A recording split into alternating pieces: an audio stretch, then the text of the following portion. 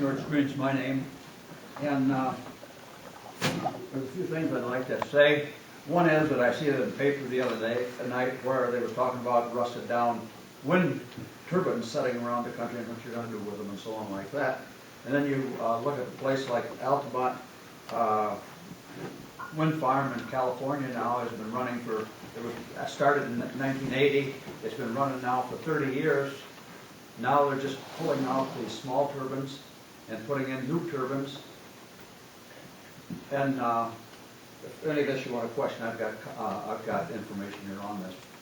So they're using them there to produce more current. The next thing is, we looked at a small state like Iowa, and Iowa is now number 2 in wind producing electricity. They're producing 14.2% of their electricity with wind in 2009, and in 2010 they looked to produce 17 to 20%.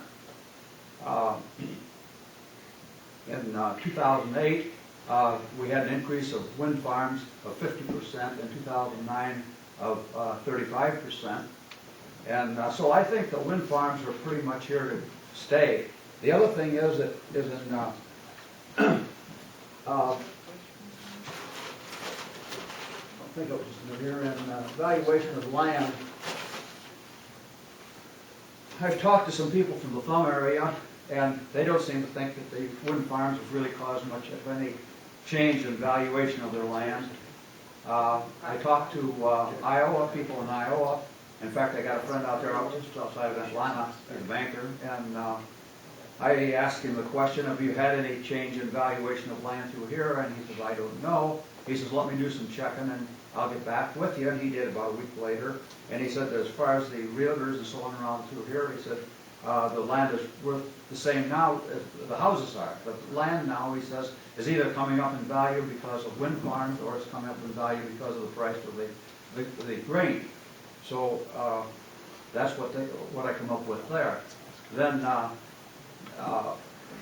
over the internet one night I picked up an article onto them that said that they was going to that there had been no change in Iowa's housing values.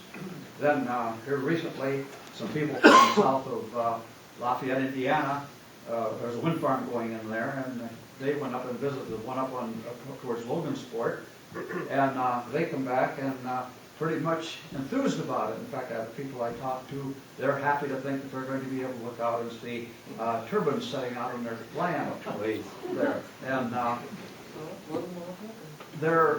this is a little community of about 150 people, I'd say, and just the south edge of Lafayette. And they're very enthused about the wind farm coming in next summer. And they were thinking of the green part. But when I went up and talked to the people up at Logansport, where the big farm is up there, they come back with the fact that they were going to get a lot more money in their taxes. Their taxes are going to be able to support a lot more things within their community than they are now. So to go a little farther, then I got this report from Berkeley Lab, which is a U.S. Department of Energy bulletin. And I've got a number of copies here this evening, and I'd like to leave them. Anybody that wants to look at them, I'll pass them out. And that gives you pretty much, they had 7,500 single-family home sales. They're talking about this being... I'm just going to limit the time. Okay. I'm sorry. Well, okay. I know you've got information. If you want to hand it out afterwards, that's fine.